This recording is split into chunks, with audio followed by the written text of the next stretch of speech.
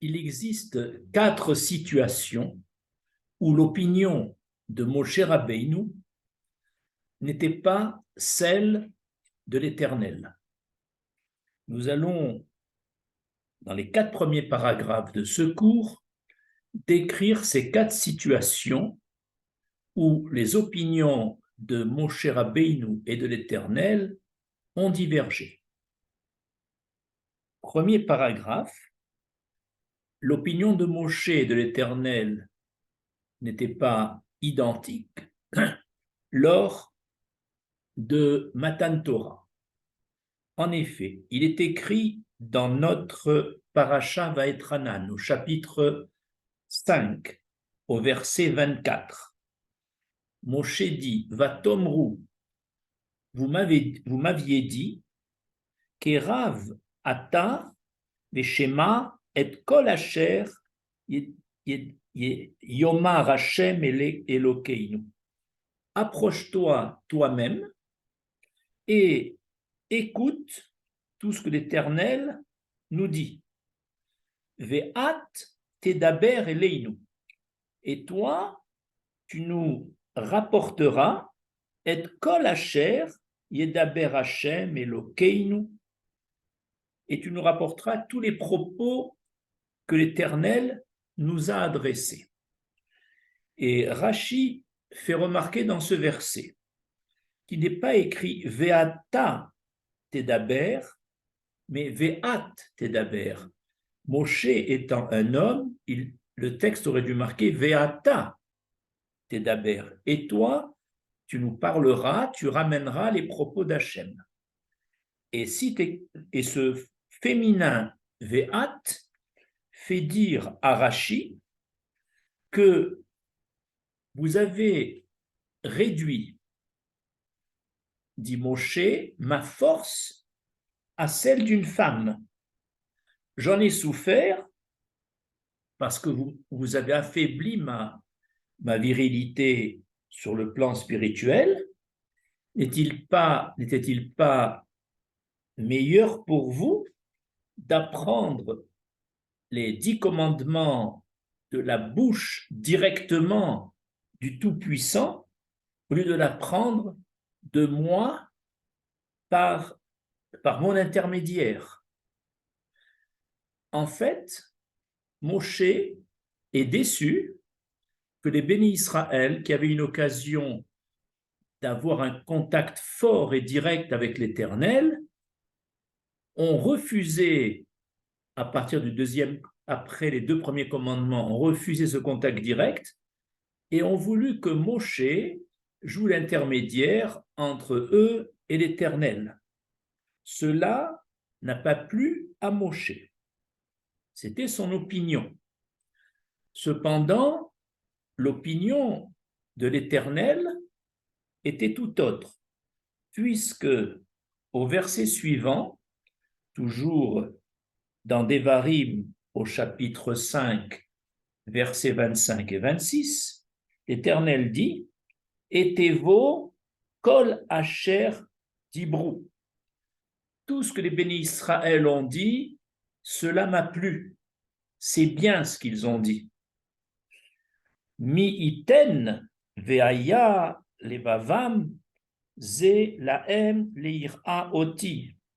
Pourvu que les bénis Israël continuent dans leur cœur à me craindre, et l'ishmor et kol mitzvotai, et continuer à pratiquer tous mes commandements, kol hayamim, tous les jours de leur vie. L'Éternel loue la hirat shamaim, la crainte des bénis Israël, qui ont préféré mettre un écran entre eux et l'Éternel à travers l'intermédiaire Moshe. On voit donc ici qu'il y a une divergence d'opinion entre Moshe, qui aurait voulu le contact direct, et l'Éternel, qui a agréé le contact indirect qu'ont demandé les bénis Israël. Et il faut remarquer que malgré cette divergence d'opinion, Moshe Rabbeinu n'a jamais été sanctionné pour cela. Deuxième paragraphe. Moshe Rabbeinu et l'Éternel sont également en divergence d'opinion lors du Chet HaEgel, c'est-à-dire de la faute du veau d'or. Lors de la sortie d'Égypte, Moshe Rabbeinu a accepté les nombreux Égyptiens qui ont voulu nous suivre dans le désert, et cela, Moshe a pensé que sous l'influence de Moshe Rabbeinu et de tous les tzadikim du peuple d'Israël, ces Égyptiens vont donc se transformer. Cependant, l'Éternel semble ne pas avoir agréé cette position de Moshe, puisque lorsque Moshe Rabbeinu était encore dans le ciel pour recevoir les premières tables de la loi, l'Éternel lui dit, dans le verset, « L'air red ki shachat ramecha » va et descend, car ton peuple, Ramecha, s'est corrompu. Et Ramecha, ton peuple, fait allusion au Erev Rav, ça veut dire au groupe important d'Égyptiens qui nous ont accompagnés à la sortie d'Égypte. Et c'est eux qui ont fomenté au départ l'idolâtrie du veau d'or. Donc l'Éternel n'a pas la même opinion que Moshe. Moshe pensait qu'il fallait les ramener avec nous, et l'Éternel semble dire, ton peuple, celui que tu as choisi pour nous accompagner, s'est corrompu. Et pourtant, l'Éternel dit à Moshe, toi qui es Ranav et Kacher, tu les as acceptés. C'est-à-dire, tu les as acceptés par ton humilité et parce que toi, tu étais Kacher. Donc, dans ce deuxième exemple de divergence d'opinion entre Moshe Rabbeinu et l'Éternel, non seulement l'Éternel ne va pas sanctionner Moshe pour avoir fait venir le Erev Rav, mais même va lui donner des qualificatifs élogieux, c'est par ta ranava, par ton humilité, et parce que tu es cachère, que tu les as fait venir. La troisième paragraphe, la divergence entre Moshe Rabbeinu et l'Éternel s'est également manifestée après la sanction contre les 3000 fauteurs du veau d'or.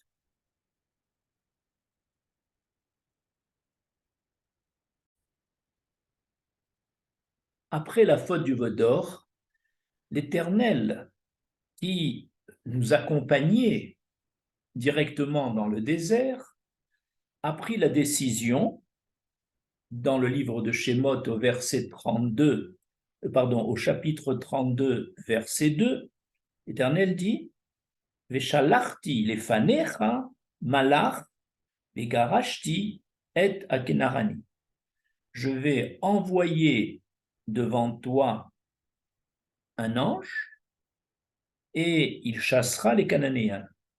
Et là, Moshe Rabbeinu n'est pas d'accord avec l'Éternel, parce que Moshe veut que l'Éternel continue à nous accompagner malgré la faute du veau d'or. L'Éternel refusait de nous accompagner directement et a voulu mettre un ange intermédiaire parce qu'il a jugé que le peuple avait baissé de niveau et que donc, si c'est l'Éternel lui-même qui nous accompagne, eh bien, en cas de dérapage, nous serions sanctionnés plus fortement. Mais Moshe Rabbeinu ne l'entend pas de cette oreille et dit à Hachem, im ein panecha olchim al teraleinu misé. Si ce n'est pas toi-même qui marche devant nous, alors ne nous fais pas aller là-bas. Autrement dit, Moshe, contrairement à Hachem, veut que l'Éternel continue à les accompagner. L'Éternel accède à la demande de Moshe, mais dès que Yoshua ben Nun a remplacé Moshe, c'est un ange qui a continué le chemin. Donc c'est encore une troisième fois où il y a une divergence d'opinion entre Moshe et l'Éternel sans que Moshe ne soit sanctionné. Quatrième paragraphe, c'est après le décès de Myriam, lors des eaux de Mériba, il y a également ici une divergence d'opinion entre Moshe et l'Éternel. Mais cette fois-ci, Moshe va être sanctionné durement. En effet, Moshe, qui avait reçu l'ordre de parler au rocher, et comme on l'a vu dans un des cours, Moshe, par le raisonnement logique, a jugé qu'il fallait frapper le rocher et non lui parler pour qu'il fasse sortir de l'eau. Et Hachem ne l'a pas entendu comme ça, puisque Hachem lui avait demandé de parler au rocher. Et le fait que Moshe a fait passer l'ordre logique, le raisonnement logique, par rapport à la demande des bénis Israël, comme on l'a vu dans un cours, et là, Moshe Rabbeinu va être sanctionné fortement à cause des eaux de Mériva, comme disent nos sages dans le Talmud Ibamot, Akadosh Baruch Hu, il est Medagdek avec ceux qui l'entourent, avec les tzadikim, Kechut Aserara. C'est-à-dire que le moindre dérapage d'un tzadik est fortement sanctionné. Et là, Moshe va être disqualifié de rentrer en terre d'Israël, malgré ses 515 prières du début de la paracha Vaetranan. Notre question est, voilà 4 situations où l'opinion de Moshe divergeait avec celle de l'Éternel. Pourquoi dans les 3 premières situations n'a-t-il pas été sanctionné et dans celle des eaux de Mériva, il a été sanctionné?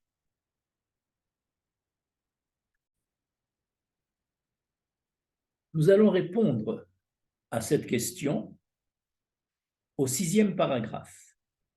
Mais il faut d'abord faire précéder ce paragraphe d'un 5e paragraphe qui pose cette question: pourquoi l'Éternel, dans 3 situations, lui qui connaît le présent et l'avenir, pourquoi a-t-il créé des situations qu'il a dû modifier?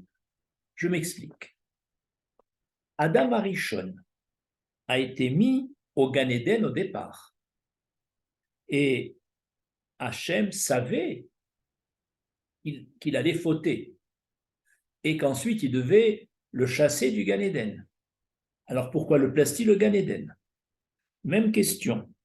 L'Éternel nous a donné les premières tables de la loi.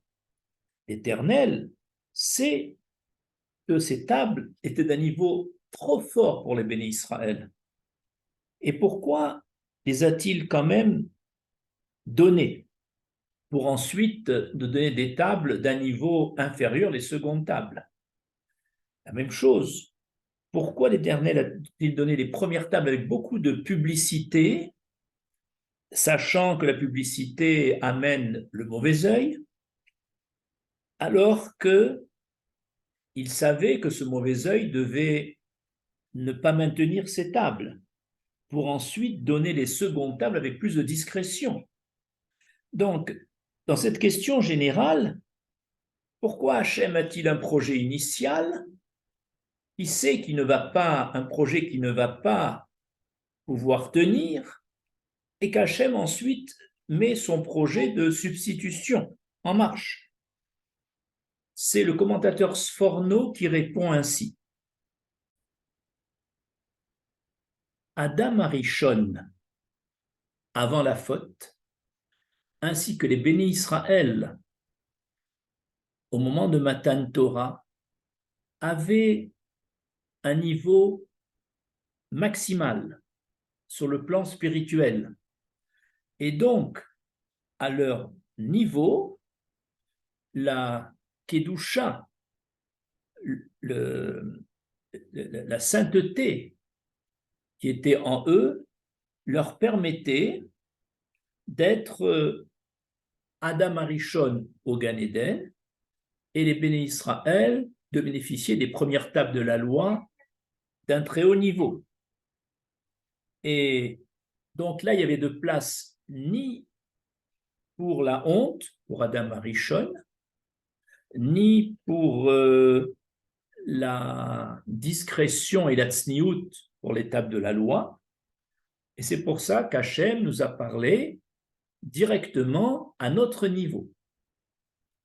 Mais lorsqu'Adam Arishon a fauté, le jour même de sa création, et lorsque les bénis Israël ont fauté quelques jours après Matan Torah avec le veau d'or, et que donc Adam et les bénis Israël ont fait rentrer en eux le mauvais penchant, le Yetzer Hara, l'Éternel a modifié son projet parce que le bien et le mal s'entremêlaient en nous, et ainsi les deuxièmes tables de la loi vont tenir compte du Yetzer Hara qui est en nous, et donc vont exister, mais à un niveau inférieur aux premières tables. De plus, avec le niveau antérieur, on aurait pu avoir une influence énorme sur notre prochain et même sur les nations, et on aurait voulu sans arrêt monter la barre, alors qu'avec le projet modifié, vu que nous avions baissé de niveau, nous avions moins d'influence sur le prochain et sur les nations, parce que nous-mêmes, nous n'étions pas très clairs, et également, on avait peur de monter la barre trop haut, jusque-là d'accord, mais pas plus. Et ainsi, l'Éternel a adapté le nouveau niveau modifié par rapport à notre nouvelle situation. Et c'est ainsi que dans le projet initial, nous devions être une assemblée de Kohanim, c'est-à-dire que tous les bénis Israël devaient être des Kohanim, Mamlechet Kohanim, alors que dans le projet modifié, il n'y a qu'une famille parmi toutes les tribus, qui est un sous-groupe des Lévi'im, qui seront les Kohanim, qui vont faire le trait d'union entre Hachem et le peuple, et non pas toute la nation. Alors,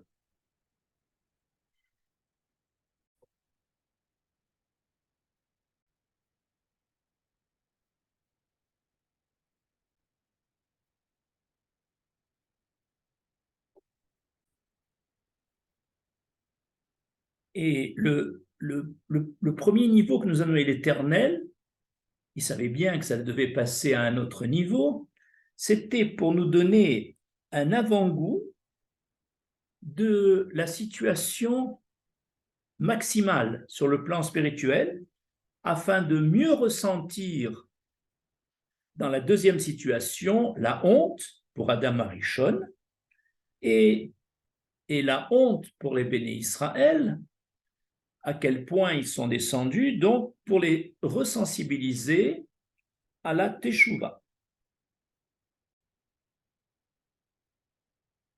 Sixièmement, maintenant que nous avons dit cela, nous allons comprendre que le désaccord entre Moshe Rabbeinu et l'Éternel dans les trois premières situations ne pouvait pas avoir comme conséquence une sanction de Moshe.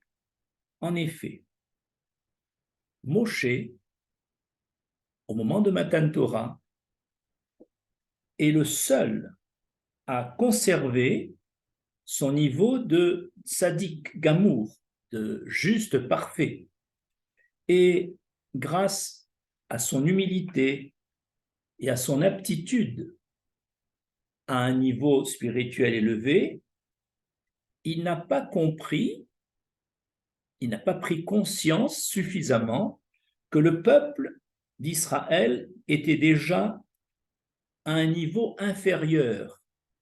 Lorsqu'il a demandé de ne pas entendre les 8 derniers commandements, c'était déjà une baisse de niveau et Moshe n'arrivait pas à intégrer cette notion, donc il a pensé normal que le peuple continue à entendre les 10 commandements directement. De même, après la faute du veau d'or, Moshe n'a pas pris suffisamment conscience que le peuple d'Israël ne méritait plus un contact direct avec l'Éternel, il fallait mettre des écrans, et c'est pour ça que Moshe pensait que ce peuple, après le veau d'or, a retrouvé son niveau et qu'il fallait qu'Hachem continue à précéder la marche vers Israël. Et donc, la même chose dans le troisième cas, après la sanction des fautes du veau d'or, dans tous ces cas-là, dans les 3 cas, Moshe Rabbeinu étant resté sadique, il jugeait les choses par rapport à lui-même, et donc son opinion n'était pas tant pour s'opposer à Hachem, mais c'était un raisonnement logique tellement il faisait confiance au béni Israël. Et on comprend qu'il n'avait aucune raison d'être sanctionné. C'était une appréciation du niveau des béni Israël qu'il aimait tellement, il n'a pas ressenti à ce point leur baisse de niveau. Parce que lui était resté de sadique. On juge souvent les gens par rapport à soi-même. Par contre, dans la 4e situation, au moment des eaux de Mériba, là, lui-même, quand les bénis Israël sont venus lui dire « Pourquoi veux-tu faire sortir de l'eau de ce rocher? C'est nous qui choisirons le rocher. » Alors là, Moshe Rabbeinu les insulte en leur disant « Amorim, vous êtes des rebelles. » Et là, donc, il a vu leur différence de niveau. Donc, il n'y a plus maintenant le prétexte, qu'il les a jugés favorablement, puisqu'il a été sévère avec eux. Et comme maintenant, il fait le contraire de ce que l'Éternel lui avait dit, l'Éternel lui avait dit de parler et lui va frapper, alors là, ce petit dérapage va être compté très fort et l'Éternel va être très sévère avec lui et lui interdire de rentrer en terre d'Israël avec le prétexte des eaux de Mériba. Ainsi, on a pu expliquer pourquoi dans les 4 situations, Moshe n'a pas été sanctionné dans les 3 premières, a été sanctionné dans la 4e. Je vous remercie.